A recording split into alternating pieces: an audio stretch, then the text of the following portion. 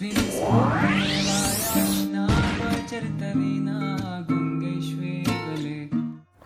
درد صاحب لیکي چې چاته تیاره ښکلې او چاته بیا رڼا ښکلې ده، چاته تیاره ښکلې او چاته بیا رڼا ښکلې ده. ماته د یو انسان په سر ټوله دنیا ښکلې ده. لاندې کوټه کې مې د خوږ جانان یادونه وزه، لاندې کوټه کې مې د خوږ جانان یادونه وزه. د بام په سر بیا د باران څاڅکو نڅا ښکلې ده. او جار مولا جار مولا څه ناڅه مجلس په هورو ښه دی، مګر څه تبصره بیا د حسینو په ښکلا ښکلې ده. سلامونه نیکې هیلې پښتنه مینه مې ومنئ. د باران پلس په سپوږمۍ په لپه کې ادبي خپرونې مینوالو هرکلی درته کومه. خوښ یم چې په دې خپرونه کې یو داسې شاعر له ځانه سره لرو چې واقعا د شعرونو یې ډېر وخت هم کېږي او خوندور بلبل شاعر ده. له موږ سره ښاغلی صاحب اکرام نایل صاحب را سره په خپرونه کې مېلمه ده. نایل صاحب خپرونې ته په خیر راغلی. مننه، خیر اوسې. کور مو ودان چې زموږ تر غریبو راغلی او موږ ته وخت راکړه. کور ودان، مننه. څه په اول کې راته تاسو د خپل زده کړو په باره کې ووایئ چې تر کومه کچه پورې مو زده کړې کړي دي، په کومه برخه کې مو زده کړې کړي دي؟ ما خو زده کړې تر لیسانس کچې کړي دي او په ادبیاتو بخش کې مې زده کړې کړي دي. دغه ادبیاتو بخش زده کړې دا زما مینه وه ورسره له لومړیو نه. بیا نو خوشبخته وم چې همدې بخش کې کامیاب شوم. درس مې وویل زمونږ د کلي زمونږ د ولس خلک چې و دې مینه پال او ادبناک خلک و، ادب سره علاقه وه. نو په هغه لحاظ باندې کله چې دوی به ادبي بهیر ته به تله زه به هم تلم. هغه وخت کې ما نه شعر ویل نه داسې مکتب دوره وم، زه به تلم خو ولې مینه را سره وه. بیا به مې زړه کې ویل چې زه کاش ادبیاتو ته زه هم راشم، کامیاب شم او په دغه بخش کې خپلې زده کړې وکړم او مخکې لاړ شم. ډېر ښه. نایل صاحب تر ډېره کچه پورې موږ شاعران ګورو، لیکوالان ګورو، ځینې اثار لري. هر شاعر چې موږ ډېره شاعري کړي وي حتما یو اثار دي پاتې وي ټولنې ته. تاسو تر اوسه پورې کوم اثار لرئ چې چاپ شوی وي او یا هم آینده کې داسې یو تصمیم لرئ چې کوم کتاب؟ ډېره ښه پوښتنه ده.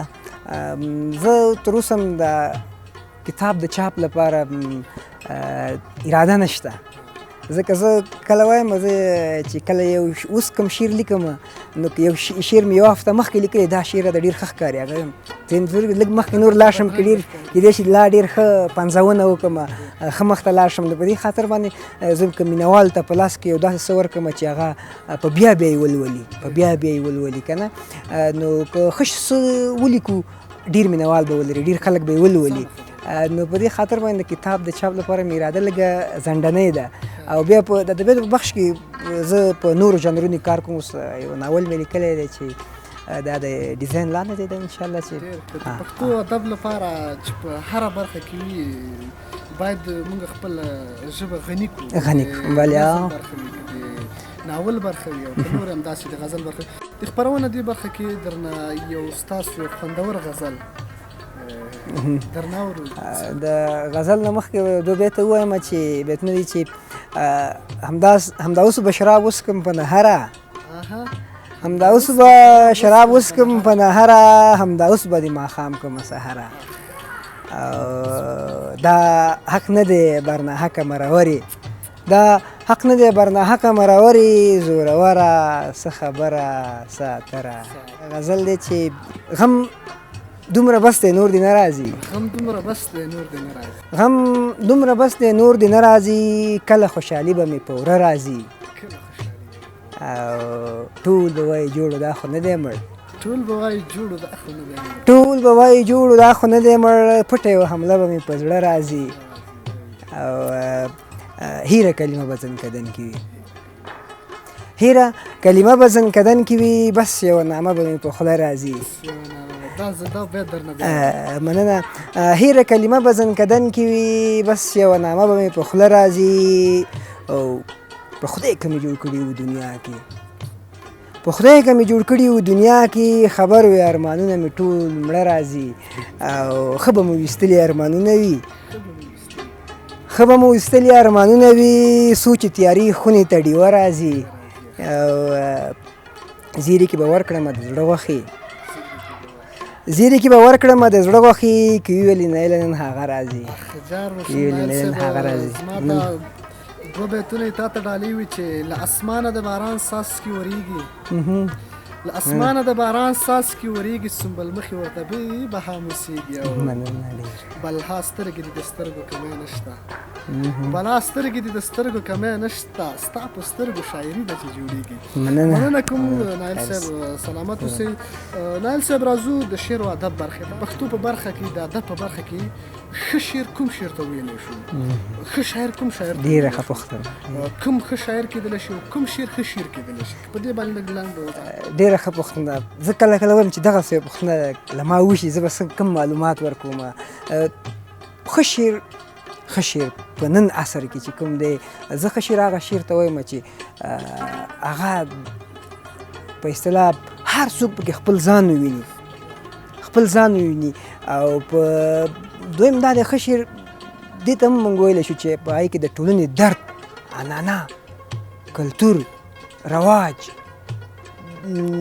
د هغه ژبې خدمت دا هغه پکې ټول رانغښتي اوسي دویم د ښه شعر ځانګړنې چې دي هغه نو د شعر د روان هغه بیا د شعر د جوړښت پورې اړه لري که نه خو د شعر د ښه جوړښت خپله ښه شعر دی ښه جوړښت یې ښه شعر دی د نن عصر ټول شاعران چې زه ګورم ډېر ښه لګیا دي خو یو څه چې زمونږ په شاعرۍ باندې منفي تاثیر کړی دی هغه د اوسنۍ خواله رسنۍ دي چې هغوی کې ځینې شاعران شته هغه صرف فقط شعر د فیسبوک لپاره لیکي چې زه په شعر باندې یو کمنټ واخلم یو تشویق واخلم خو موږ باید دې ته ښه شعر ونه وایو راشئ ښه شعر هغه شعر ولیکئ چې هغې کې موږ تاسو د ټولنې درد د ټولنې ستونزې د ټولنې هغه څه چې موږ تاسو یې نه لرو او ضرورت ورته لرو هغه څه باید پکې ذکر کړو او هغه چا تر غوږوی ورسوو چې هغوی د دوی مسؤل اوسي اوس ځکه که په نړۍ کې موږ ګورو په شاعري چې د انقلابونه ادب چې د انقلابونه راپرځولي نو که چېرته موږ د ادب له لارې کوم خدمت چې د هېوادوالو لپاره کوو نو باید لا هڅه وکړو ښه خدمت وکړو شعر نظم غزل قصیده دې برخو کې شاعرانو اوسني شاعرانو چې موږ کله ورته وګورو یعنې ډېرو شاعرانو د غزل برخې ته ډېر کار کوي نسبت د نظم نه نو آیا تاسو دې شاعرانو ته چې کوم شاعران دي زموږ په ټولنه کې څه ویل غواړي چې کومې برخې ته باید د پښتو ژبې کې اصلا چې موږ وګورو که نه د غزل برخه هم زموږ غني برخه ده باید موږ نور کومو برخو ته کار وکړو شاعران کومې برخې باید د پښتو ادب نورې هم غني کړو ډېره ښه پوښتنه په ادب په خپله هره موضوع کې ډېر څه ته اړتیا لري ډېر څه ته اړتیا په غزل بخش کې موږ هم لا ډېر څه ته اړتیا لرو هغه څه چې موږ اوس کوم غزل لیکو تاسو باور کړئ تاسو که پخواني هغه څوک چې شعر یې لیکل غزل یې لیکل د هغې غزل تر اوس سره ډېر فرق لري هغه ډېر پخته غزل و هغه کې ډېر پخته لغاتونه استفاده شوي ډېر کره پښتو چې حالا که اوس کوم ښه شاعر ته یې ورکړه ویلولي شاید هغه په معنا پوه نه شي راځئ موږ هم همدغسې یو غزل ولیکو زما د اوسني ټولو شاعرانو نه خواست هم دا دی که غزل لیکي دا مهمه ده چې دوی که غزل لیکي دوی کوشش وکړي چې یو بل ژانر کې دې هم کار وکړي مهمه ده چې دا همدې غزل کې ښه کار وکړي دغه غزل داسې یو شکل کې ولیکي چې د خلکو توجه ځان ته راجلب کړي نو زه وایم چې څوک په کوم ژانر کې ښه لاس لري ښه قلم لري هماغه کې دې کار وکړي او ښه کار دې وکړي مخکې دې پکې لاړ شي اوس که راشو موږ وګورو د پښتو ادب ژبې ته ډېری خلک ډېری شاعران وایي چې زه د شعر استاد نه لرم ډېری شاعران وایي زه د شعر استاد لرم شاعر استاد لري نه لري څوک کولی شي د شعر د یو شاعر استاد اوسي په دې کې کلن نظر ما سره شریک دا خو معلومه خبره ده هېڅ څه بې استاده مخته نه ځي هر څه استاد لري او مخکې هم ذکر وکړو چې کله موږ او ستاسې شتون په نړۍ کې وشو یا موږ او تاسې پیدا شو نو همداسې د مور او پلار زموږ او ستاسې استاد دی همداسې بیا مکتب ته ځو بیا پوهنتون ته ځو دا څه چې زده کوو که موږ هېڅ استاد ته کښېنو یو شعر واورو د هغه شعر نه که موږ یو څه زده کوو کافی ردیف که دغه جوړښت موږ زده کوو دا زموږ د هغه نه تقلید کوو. کله چې تقلید منځته راغی نو استادي شته. ډېره مننه کومه. اوس به نو وار را رسېدلی ده ستاسو غزل ته. یو بل غزل درنه اورو د سپوږمۍ په لپه کې مینهوال هم درته په تمه دي چې نایل صاحب کوم غزل مننه. غزل به وایم. غزل نه مخکې یو ټپه ووایم چې په سور سالو کې ګناه نشته. سیال صاحب چې په سور سالو کې ګناه نشته، ګناه جنۍ کې ده چې ړنګه بنګه ځینه. او څلوریزم یې ووایم. اوس مې د جنګ له کلمې نه دومره کرکه کېږي، اوس مې د جنګ له کلمې نه دومره کرکه کېږي، ژونده که ساتمه دې په جنګ په کار مې نه یې. او ژونده که بې جنګه دې ګزران چې راشه راشه، ژونده که بې جنګه دې ګزران چې راشه راشه، که نه جنګ سره غورځوم دې له ګړنګ په کار مې نه یې. غزل دی چې لکه لمر مې ځان راټول کړی چې ماښام دی، لکه لمر مې ځان راټول کړی چې ماښام دی، ما نیولې هر یو وخت ته اهتمام دی. او دا ټول د خدای وختونه یې تېرېږي، دا ټول د خدای وختونه دې تېرېږي، کامیاب هغه دی چې نیولې امام دی. او چې نوم په دنیا یاد شي مسلمانه، چې نوم په دنیا یاد شي مسلمانه، درود پرې وایه دا د هغه احترام دی. او چې رضا په دنیا پروردګار کړ، چې رضا په دنیا پروردګار کړ، داسې ځوان ته 100 ګزه سلام دی.